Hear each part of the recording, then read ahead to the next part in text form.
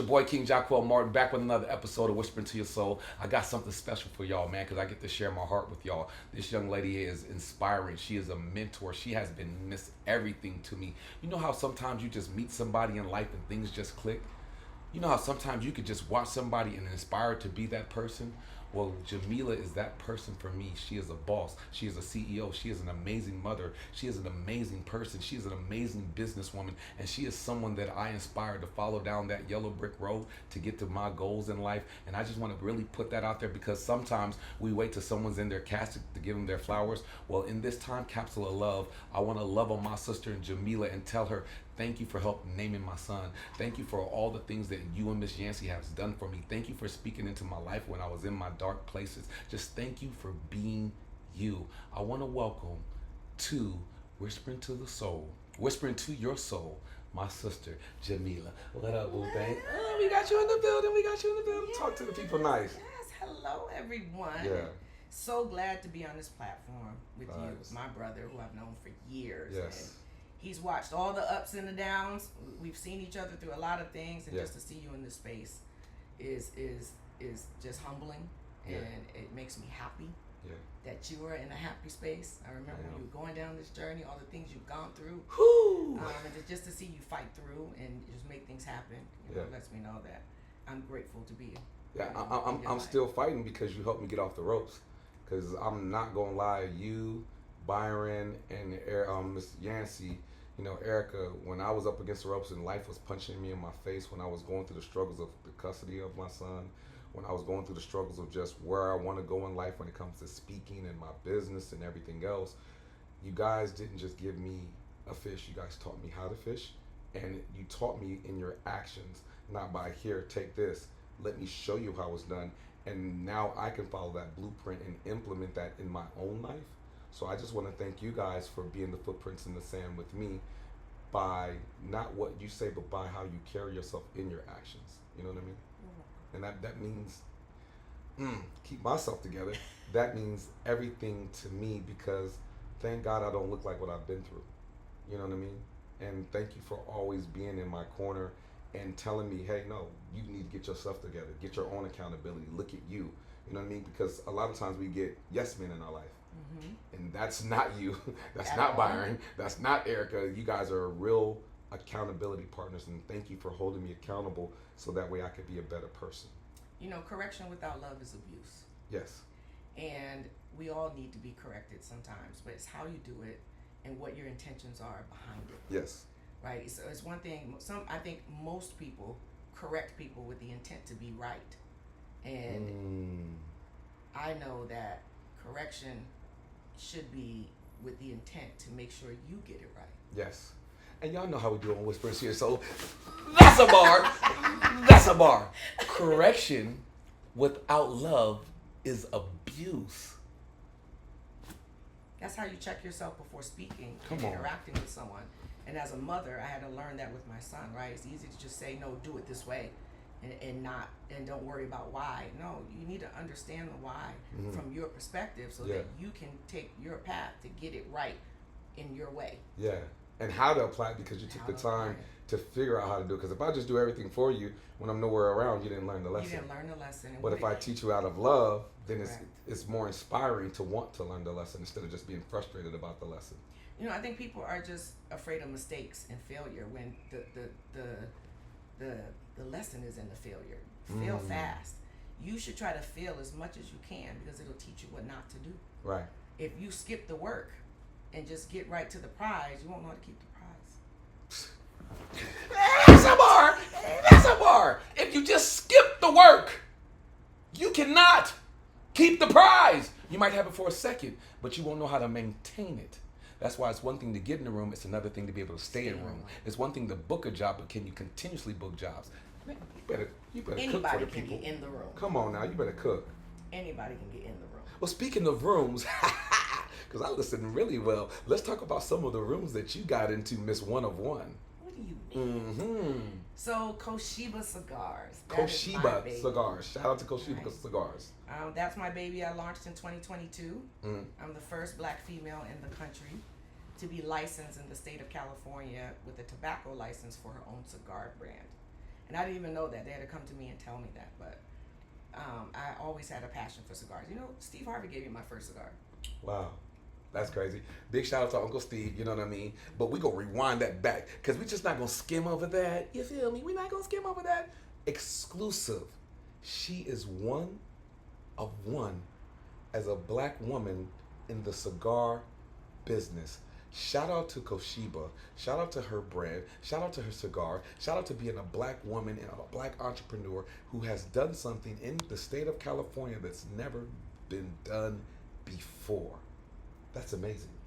And there are many cigar brands out there. Yeah. I just chose to go the legitimate route from the beginning. Most people start and then they go get licensed somewhere else because California and New York are the hardest places to be licensed. Yes. And they're very expensive, but I knew I wanted to be in certain rooms. Mm-hmm.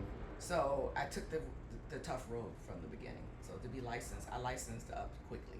Wow. In the state of California. Well, let's go back to the beginning because I want to end it with the Koshiba brand. Let's go back to the beginning.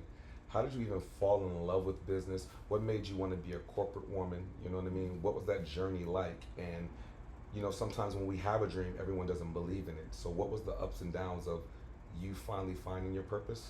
You know what I mean? Ups and downs is, first of all, I don't ever want to depend on anybody else. Yeah. Because I feel like when you have control of your finances, you have control of your direction. And so in the corporate world, I wanted to make sure that I was the top of my game. And I did the best that I can do so that I can control my earning power. Mm-hmm. And so, you know, I was very ambitious in my younger years when Cameron was younger to Shout out to go Cam. that Shout out route. to Cam. Shout out to my baby. Yeah. But, you know, it's just, no matter what you're doing, you should always strive to be the best at it, even if it's in an environment that's not favorable to you, that you want to stay in. It doesn't matter. I want to dominate in every environment that I'm in because I want to control my time. And, you know, I think when people don't understand how powerful it is to control your time, then you will make excuses and do things a little bit differently. I hope y'all eating from this spiritual buffet right now because she just told y'all when you're able to control your finances, you're able to control your direction. And when you're able to control the time in your life, the more power you have over your life, when you're able to control your time. And when you're not controlling your time, then what are you creating? Excuses. And what's on the other side of your excuses? The control that you've always desired. But you got to get rid of the excuses You can't skip the work. Come on. You can't skip the cannot work. skip the work. Faith without work is dead. It's dead.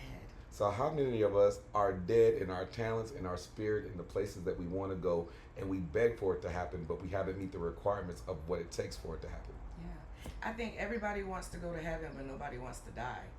And they see what you have. Yeah. They see who you're with. They see the things you wear, you know, the car that you drive. No, there was sweat equity involved in that. No one gave me anything. And I work for what I have, and I deserve it. Yes. Because I said so, right? And whatever you think that you deserve, that's what you should get. You know, we all come into this world looking like our parents, but we leave this world looking like our decisions. And so you got to make sure that you're making decisions that impact your future. You leave looking like your decisions. And if you don't like what you look like when you look in the mirror, then you need to look at the game tape of your life and all the different decisions and what you said yes and no to. Because you are where you are right now based off of yesterday. And if you want to change today, then you need to do a SWOT report on yesterday so that way you can get a different return on investment today. What's the SWOT report? Strengths, weaknesses, opportunities, and threats. And in a business, they do it weekly, monthly, quarterly, yearly. Well, when was the last time you did a SWOT report on your own life? When was the last time you checked on you? When was the last time you evaluated your strengths? When was the last time you was honest about your weaknesses? So that way you can be ready for the opportunity and then you can handle the threat when it comes to get a better return on investment in your life. Well, the SWOT analysis in business is done weekly, monthly, quarterly, and annually. But the SWOT analysis on you should be done hourly. Because you have to understand, if you change one thing that gets you closer to your goal each day, just one, and 365 days go by, you've changed 365 things in that year. And if you just focus on how do you eat an elephant, right? Yeah. One bite at a time. Yeah. One bite at a time, the elephant will be gone. Yeah. By the time you get to where you're going. If you just work on being better just than work yesterday. on being better than yesterday. I'm Yeah. not competing with anyone. I'm Yeah. not better than anybody. Yeah. I am fighting every day to be better than me. Yeah. Because I can't take my old self with me into a new world. So I have to constantly chip at her so I can grow to the next level. I can't take my old self into my new world. Y'all see why she one of my mentors? She over here. I'm just gonna be quiet and let her cook. Just go on and cook. Talk to the people. But no, it's just figuring out what you want Yes. and opening yourself to what you want. And sometimes you think that the road that you're on isn't getting you to where you are, but I'm grateful for every road I've taken because it does lead down that path. Yeah. You know, Right? You got to be great at the things you don't want to be great at before you can be great at the things you do want to be great at. you know, Mike Tyson said you got to do the things you hate like you love it. You do, because that's how you teach yourself Yeah. to love. Say You it can't just again. get to where you are because you won't appreciate it. You have to. You will love when I was a kid. I just wanted a car. It could have been a Pinto with 3 wheels and no steering wheel. Yeah, Right. yeah. Because I wanted transportation. Right. I didn't have the ability to be picky. And when you get that car that you paid for, that you saved your money for, you will treat it like it's a Mercedes. That way, when you get to the Mercedes, you know how to handle it. Right. But if you just start off with the Mercedes, it's just another clunk of a vehicle to you. You Yeah. won't care for it, right? And so that's how you have to treat your future. I talked to a young lady. She's like, I'm just going to quit everything and go for it. No, you have to learn how adversity. You can't be a leader until you've been led by a bad leader. You won't know what type of leader you need to be until someone has led you the wrong way Right. and you got through it. Yeah. You can't just quit it. Yeah. And so yeah, you're finding your job, my corporate job, funds my dream, so I don't have to depend on other people to do it. I love that. You were talking about your younger self. So you already know this question is coming. What would you tell the 5, 10, 15, 20-year-old Jameela? I would tell her that first, this path was your path. You were supposed to go down this path. And everything painful has made you strong for the things that you deserved and help you appreciate it. I would definitely tell her to not give up, and all of the relationships that she has created along the way taught her how to be a better person. I love that. Keep going, don't give up, and don't get comfortable. I told this person, I said, you know, love will make you comfortable. But when you know how to take your pain, big shout out to Lisa Nichols, because she says you should let your pain become your gasoline to your automobile of success. When you can allow your pain to fuel you in the right direction, it'll take you places that love will never take you, because you'll never want to feel that way again. You know But what you I mean? got to go through that first. You got to go through in it. order for you to know how you never want to feel again. Exactly. I think so many people chase constant happiness and euphoria and love, and no, that's not how your heartbeat works. Your heartbeat goes up and down, and that's how life is. And you can't appreciate the things that you need to hold on to until you learn how to lose. And to lose powerfully so that you can win powerfully. And pain is inevitable. That's why childbirth is what, if you look at every scenario you go through, like childbirth, 9 months, you're going through that process, you're exhausted, you're tired, but that painful part of delivering the baby is the hardest part. But once the baby gets here, that's the blessing, and all the pain was worth it. Yeah. And how can you help someone behind you get through that pain if you never went through it? Right. It's the pain isn't even for you. It's Right. for you to pay it forward to someone else, to let them know that you Say can that do again it. for the people in the back of the church. The pain you go through is not for you. It's for the people coming from behind you. You know why I believe that, and I echo that? Because remember when I got jumped by the police, I was mad and I was angry. And I'm like, why me, God?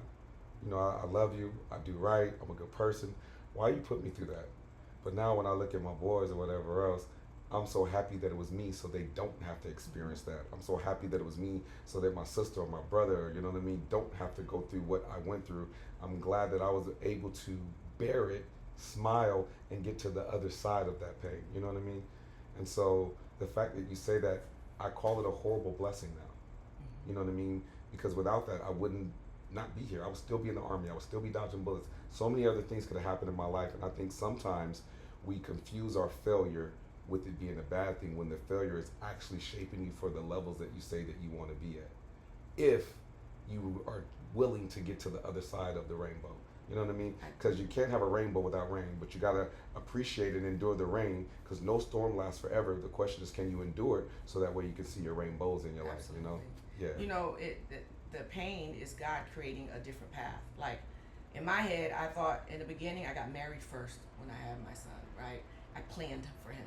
I was told I'm gonna have a 401k and property and retirement and live in this little square of the American dream. And it took God to take all of that away for me to find my actual purpose, because that just wasn't the path. Yeah. And you know, the pain part, now I look at pain differently. I'm actually, do you know the emotion of excitement and fear are actually the same? If you think about when you've been excited about something, and if you think about when you've been afraid of something, the adrenaline, that feeling, that gut in your stomach, is all the same. And it took me years to turn that feeling into, I'm on the right path. I'm glad I'm scared. I'm glad this is hard. If this is hard, then that means I'm going the right direction. If this is easy, I'm actually more afraid of easy than hard. So hold on. You know what time that is? That's a bar. I'm more afraid of easy than hard. Because have you ever noticed when things is easy or whatever else, you know, things just kind of don't work out? But then when you go through the hard and you get to the other side of what's hard, you appreciate everything and how it shaped you and how it molded you, how it prepared you for the next level, because they say different levels, different devils. So I love that. And you talked about a little bit of the downfall. If you don't mind, can you share, like when you said God took things away, what was it that you went through? How did you pull yourself out of the sunken place when you had to go through those lessons? You know, when I got divorced, and which was a major failure in my head for me, and my son was very young. Let's see, I lost my job. I lost 40% of my 401k. I lost 2 properties in that crash in 2008. I think everything was ripped from me. And all of a sudden, I became a single mother, which was the thing I was trying to avoid in my head. Me too. I was like, if I get married first, if I plan my child, if I do everything that some of the women in my family did not do, I'll get the opposite result, and I still ended up in the same place. And the lesson in that was, I don't control that process. I was more focused on the narrative than how to maintain the process. And some people, like, you know, I think most people are in love with love instead of realizing that once you're in love, there's working. And probably you just want to get married, but you don't want to do the work to get married or stay married. You just want the ring and the dress. None of that sustains anything. Yeah. Right? And so I think by him ripping that away, it forced me to look beyond that path. Yeah. I probably wouldn't have looked beyond those boxes. That's so true. Like in my marriage when it failed, you know, I never had a dad, and I never realized how much it affected me. And when my mom was trying to put all these dudes in my face, I'm like, that's not my dad. You know what I mean? Mom, I'm not mad at you for having your happiness. Just don't try to force something on me that's not there. And if it's supposed to happen, it'll happen. So what it did was it made my desire for family bigger. You know what I mean? Because I wanted what I saw. I wanted the Cosbys. I wanted, you know, to see my dad pick me up from school, or I wanted to see what my friend David had from across the street. And desiring that will make you force a circle into a square that'll put you in a bad situation, because you thinking you're being a generational curse breaker, but then you become the curse that you have. The curse. Right? And the funny thing is, to actually break the curse is just to actually be yourself. Because the more you concentrate on the curse, then all of a sudden you can find yourself wrapped up in something that you never had no business wrapped up in. And it wasn't for you to break anyway. Your job is only for you to be the best version of you. And in you discovering you and realizing that you are a masterpiece when you master your own piece, that breaks everything anyway. And sometimes the picture in our head is artificial, Yeah. right? Because you got to be really careful with that path. Like, I was raised in a single parent household. My mother was on drugs all the way up until I was 33 years old. She was on crack. And I've worked a 40-hour week since the 10th grade to hide that from family so I can stay with her, because I felt like I could fix her and help her. And I realized that I used to say to myself, my friends that have both of their parents in the household. I wish I had their life. My friends that went on to go to traditional college, I wish I had their life. I wish I knew what it was like to just enjoy high school and go to games and do things like that. I never use those words anymore. Yeah. As a matter of fact, I am so grateful that I didn't have that life now. Yeah. Because the life I had taught me how to hustle the way that I am. It made me work differently. And I actually apologize to God for asking for those things, because the people that did have that life also now have a life that I don't want. Yeah, exactly. You know, so funny, like, I was like, God, what's up, bro? We have arguments. I talk to him. We like have real conversations. And I was like, bro, God's a real dude. You got to do that. Right? You got to talk to him the way you would talk to yourself. You got to. And so I was like, bro, what's up? I never, Will Smith moment, you know, or I never got to know my father. Why? And what I realized is maybe my father's moment, and in my forgiveness of me not knowing my father, maybe my father's purpose wasn't to know me. Maybe my father's purpose was just to give me an opportunity at life. And he did that. He accomplished that. Would it have been nice for the mentorship and the guidance? Yeah. But that's still not an excuse for me not to be the best version of me, because biblically speaking, no one can get you into heaven but you anyway. So it's based off of what you do with this opportunity for yourself. So I had to go back, and I've never been to my father's grave, but I had to go back in my heart and just speak to him while he's in heaven and be like, yo, I forgive you, bro. Because I had. But pray one thing. You know. What if your dad was in your life and he wasn't a good dad? Exactly. Because I think when God removes the vision that you think you should have out of your life from the beginning, all he is doing is giving you a palette for you to create what you need, the way you want it to be created, not the way you thought it. The Cosby wasn't real. Right. That wasn't real life. Right. They didn't really talk about all their adversity. You got to be careful about asking God about what you wish you had. What if he removed him because he wasn't the right person to get you to where you are? Right. And that's why I can be grateful. Shout out to all the mentors and the men that I had in my life, like a Byron Nelson, a Skeeter Jones, a Charles, you know, Andre. Like, all these different people have blessed me in different ways in order for me to become the man that I am today. And I'm proud of the man that I am. You know what I mean? As you should be. And I can, you know, like, you feel me, that pain, but there's something beautiful, you guys, about the dark place. And I think we complain about the transformation, but in order for a seed to grow, you got to put it in the ground. You know, you got to water it, you got to nurture it. And the thing about it is if there's life and death in what we speak, how do we speak to ourselves? How do we speak to our spirit beyond our flesh? And the seed don't know where it's going. Right? You know? The seed don't even know. And if you speak death over your seed, then it's going to die. But if you speak life over your seed, there's something that you have to do besides water and speak life over it. Because when a seed grows, weed grows. Are you willing to get in the garden of your own life and start pulling out the things that don't serve you, the emotions that you're holding on to, friends, family, and blah, blah, blah, blah. You have to start understanding and creating your own boundaries in your own garden of life, so that way you can grow to your fullest potential. And sometimes, and gardeners know this, you have to uproot a plant from its environment and put it into a new environment, so that way it can blossom. Or even if you're a palm tree, it might take you 5 years in order for you to break through the ground to finally become this big, beautiful thing. But you have to be ready for your season. And that's the key. Yeah. I used to pray, well, I wish my mother was this way. I wish I had I wish I had this.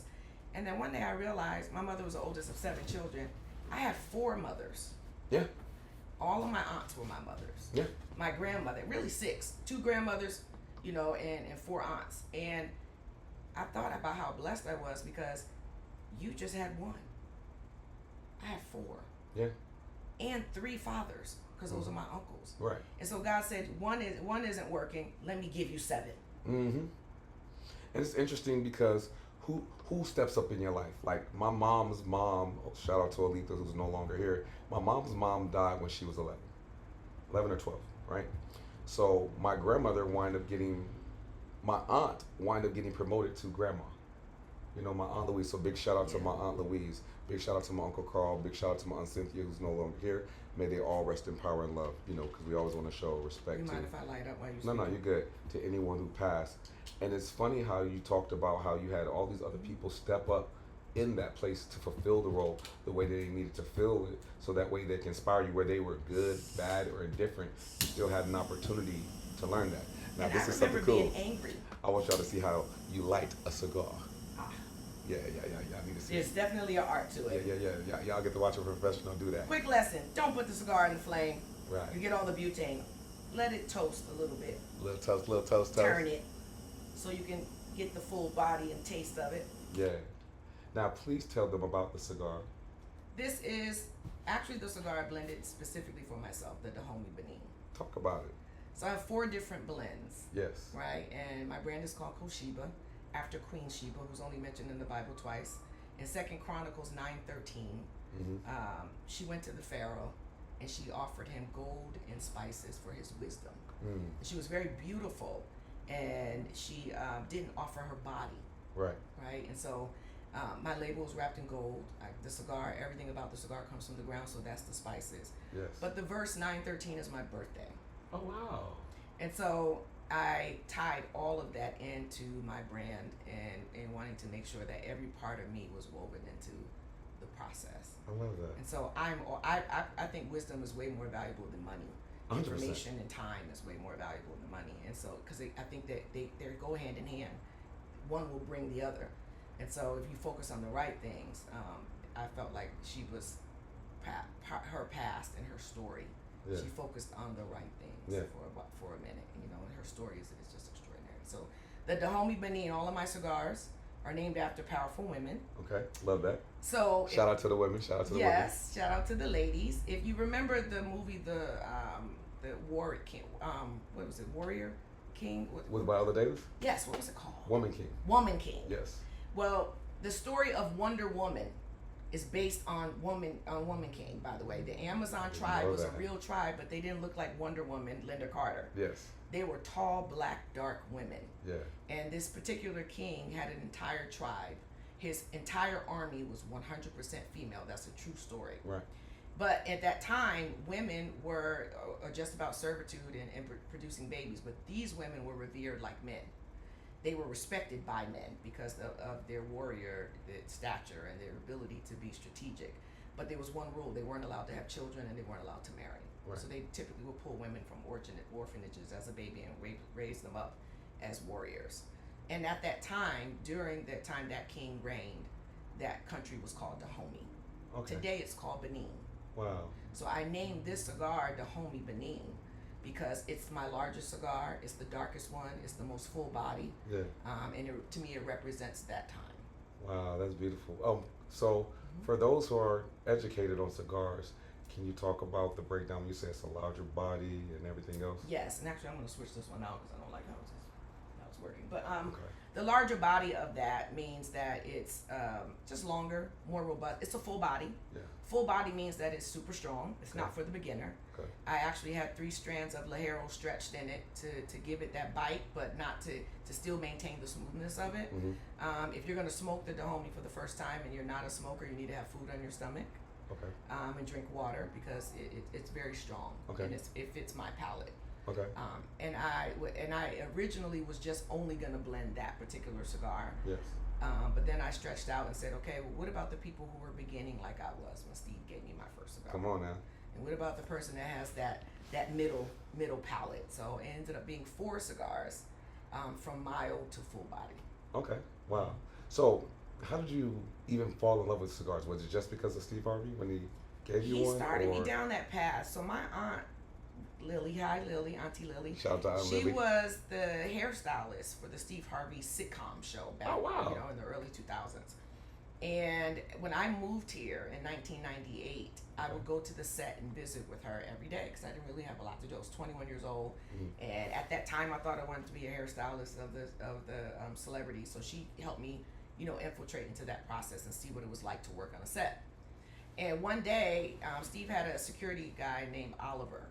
Shout out to Oliver. Shout out to Oliver. I don't know if he still works with him now, but Oliver forgot his cigars. And there was, on my way there, she called me and said, hey, can you pick up Steve's cigars? And there was this smoke shop in the Howard Hughes Center area where that movie theater is, but it's not there anymore. Pick him up, he'll reimburse you. I said, okay, fine. So I picked up his cigars. I can't remember all of them that he ordered, but I do remember the one he gave me to smoke. And I brought them to him, he reimbursed me. And he was like, what you know about these? And I was like, nothing. I was very afraid of him, by the way, because he had such a big presence, so I was nervous. And he was like, "You ever smoke one of these?" And I was like, "No, I think they stink."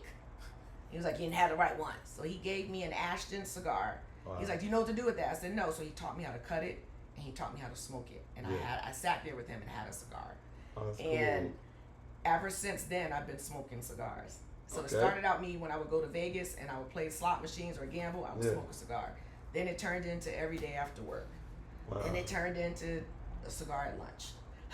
And so it kind of grew from there. Yeah. So I was already a cigar smoker for 20 years before I even began this process. Has Uncle Steve got an opportunity to try your brand new? He has not. And you know what? I don't even know if he would even remember that story. I don't have a close relationship with him.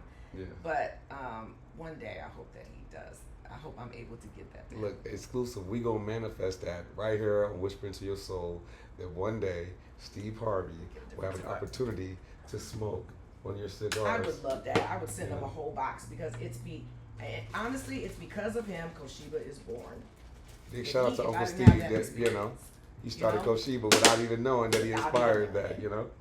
So okay, so what's this right here? Talk to me. This is the same one actually. So I switched the cigar out because one thing about cigars, if they are not in the right temperature or the right tempered environment, they can dry out. Right? Okay. And I just recently traveled and I took some that weren't in the humidor. And so I didn't like how that cap felt on that one, so I'll switch it out. Okay, cool. I know you did your first event.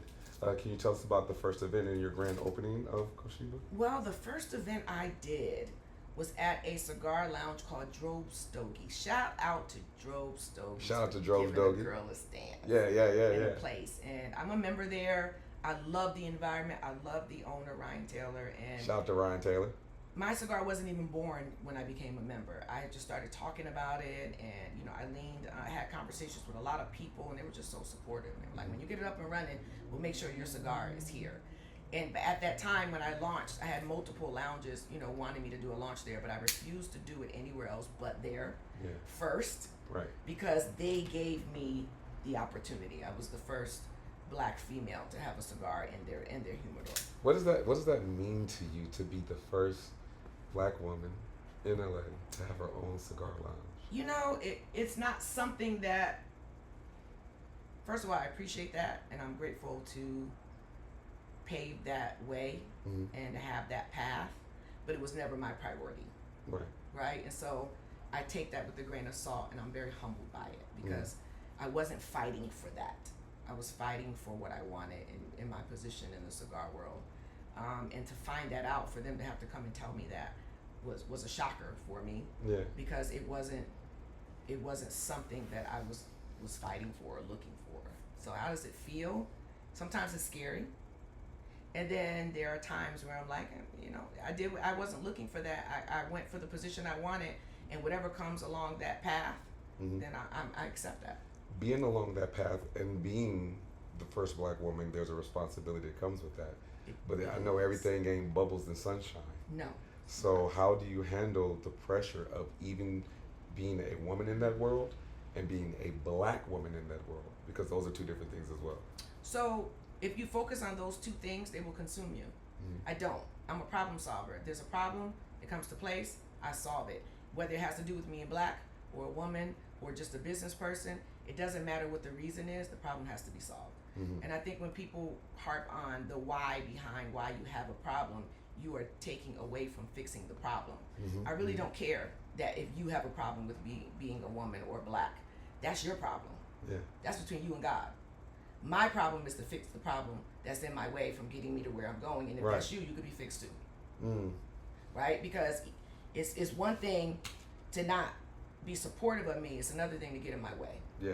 And whether you are Black, white, tall, short, fat, skinny, gay, straight, if you're in the way, I have to remove you out of the way. Yeah. Why you're in the way is none of my business. Right. So I just don't give that any focus. I have very tunnel vision. I'm so glad you said that. And so it's none of my business that you have a problem with being a woman or Black. And that you because if you're focused on my problems, and I'm focused on my problems, who the fuck is focused on yours? Come on now. Not on that, but who's focused on the goal of where you want to go? It kind of reminds me doesn't make sense. Peter walking on water and all the distractions. If I'm looking left and right, then I'm no longer looking at the prize, and I can't get to where I got to be because I'm too busy worried about you looking at me. What about you? And you're not even focused on your own life because you're Yeah. over here in mine. Yeah. So that tells me that you don't even have the wherewithal to maintain yourself, which is why you're over here, and that's still none of my business because I do. Yeah. Right? And see, I will burn the whole fucking bridge down just to show you I can swim. I hope you have your life jacket on. Yeah. Because I've swam many times. Right. But I really don't care about that, to be honest with you. It had nothing to do with the birth of Koshiba. Yeah. I wasn't setting out to be the first woman or the black woman to do this. And my responsibility is to make sure that other women and other black women know, just focus on the prize. Somebody has gotten the prize that you're seeking already. Yeah. Find those people, and the person with the fastest copy machine, as long as they within your moral compass, copy. Question: when you have people that smoke your cigars, what do you want them to take away from the experience? I want them, because do you know what the best cigar is? The best cigar is the one you like. Yeah. And what I want people to know is when they smoke my cigar, I want it to complement their palate. I want them to have good conversations because cigar smoking isn't about the cigar. It's about the community.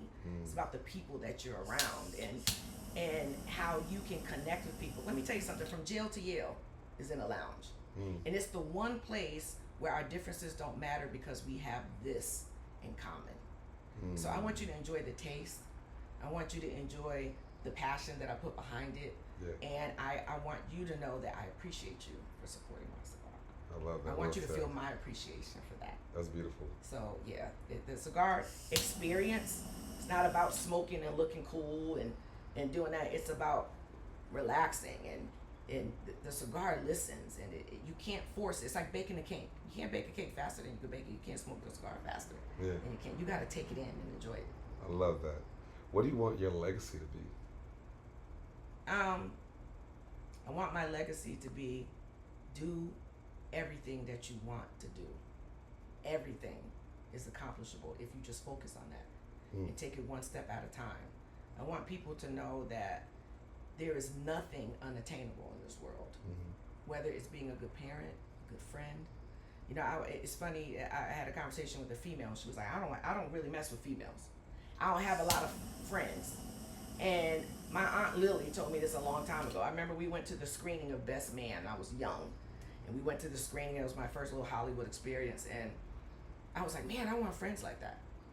And she said, "Well, you got to be a friend to get those." Come on now, cook. She said, "You are the kind of friends that you have. Come on, So if sis. you don't have none, it's because you're not one." The reflection. And that was the biggest pill Yeah. to swallow. And friendship is hard too. Yeah. It has compromise, right? And so I want people to know that it's not just about you. It's about how you impact others and with just your presence and how you pay it forward. Paying it forward to me is the biggest thing ever. You gotta give to somebody gave that to you. Whatever you have, that's great. Yeah. Somebody gave it to you in some kind of way. Yeah. You better give it back. That part. You better give it back, or God will take it from you. I always believe that you can't ask God for a blessing if you're not willing to be one. Because He positioned you to be the blessing to somebody else. Exactly. So what are you doing? Yeah. And your talents aren't even meant for you. Your talents are a gift for you to share with other people. Because if you always kept your talents to yourself, how would anybody even know that you're talented? And if you don't use your talents, He'll take them. That part. He'll take them. What is the misconception about you, sis? That I'm unapproachable. That I am cold sometimes. Yeah. But you know, I don't focus on that either. I think whatever version of me you get, that's the one you needed, right? Because then you'll meet other people who say the opposite. I'm a good reader of people. Yeah. And I don't need any energy vampires in my life. Ooh, talk And so about it. one of the biggest skills I learned in network marketing in my corporate life is how to read people. And not in minutes, but in seconds. Yeah. And if I feel that your energy can impact me negatively, what you don't realize is that means mine will impact yours negatively. Because I'm going to respond to that. Right. So everybody can't get into my space. Yeah. And there are some people who believe that I'm so approachable that I let everybody in. No, I look at the percentage of value you bring to the table. If you bring 30%, I got 30% for you. But what you won't do is drain 70. Yeah. Like my mom, everybody starts with 100% with her. No, they're going to deplete you. Yeah. So I just won't allow myself to be depleted, so I'm guarded. People think I'm just focused on business and money. They're right. business, money, family, God. That's it. Mm. And if you're not aligned with that, then I'm not aligned for you. And that's okay. And that's okay. Because I ain't got to be everybody's I cup don't of need tea. any new friends. I am 50 years old. I'll be 50 in September. Yeah. I have And you look amazing- good. Yeah, you look good, girl. You know, black don't got. But I have amazing women and men in my life. Like, I'm so shocked sometimes about the people that I am able to connect with that have been longtime friends. Yeah. And if I never make a new one, I'm okay. But if I do, I know that's a blessing. Yeah. Okay. Last question. What would you tell any upcoming person that might want to start a business, or what advice would you give to the world? Do your research on what type of business you are trying to get involved in. Make sure it's attached to something that you're passionate, because the work won't feel like work when you're doing it. If you just, so many people say, I want to be a business owner. Okay, that's so ambiguous. Because what you don't know is, if you just step into something because of money or because of where you think it's going to take you, your business is going to own you. Mm-hmm. Right? But if you attach it to a passion, and I want you to think back, I moved here in 1998 with nothing. I sold everything. I moved. I happened to be on a set with Steve Harvey, who gave me a cigar. I smoked cigars for over 20 years as a, you know, as a byproduct of time, right? And for comfort. If I didn't go through that process, I would have never gotten to this point. And so you got to trust the process. Mm-hmm. Know that the things that you're going through right now that you don't want to go through aren't for you to quit. It's for you to get through the adversity so you can build yourself up to be the leader or to be the business person that you want. I had amazing leaders in my life, but I had some terrible ones too. Yeah. And if you don't learn how to get through that, then you won't know how to be the leader you need to be. I love that. Well said. If people want to support you, how can they find your brand? Do you have a website? Drop your social media. Absolutely. First, on IG, follow me on Cosheba Cigars. That's my Instagram, Cosheba, Cosheba. Yes, it's a play on words because there's Cohiba, but my likeness and nothing to do with them. It's based on she, so Cosheba. Okay.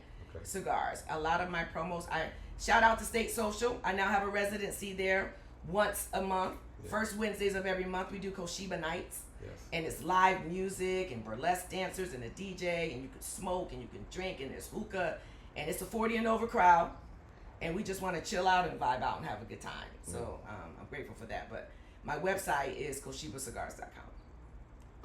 Y'all heard the lady. Oh, and you can go to Joe Stogies and buy every last one of my cigars. Say that one more time. You can go to Joe Stogies and buy my cigars. I'll be in Tappan Ash soon, and I'll be branching out to multiple. Love different that. Y'all heard it. lounges. Y'all got some exclusive information right here on Whispering to Your Soul, and I'm your host, King Jaquo Martin. You can find me on Instagram at KINGJAQUELLMARTIN, or you can find the show at Whispering to Your Soul. We out.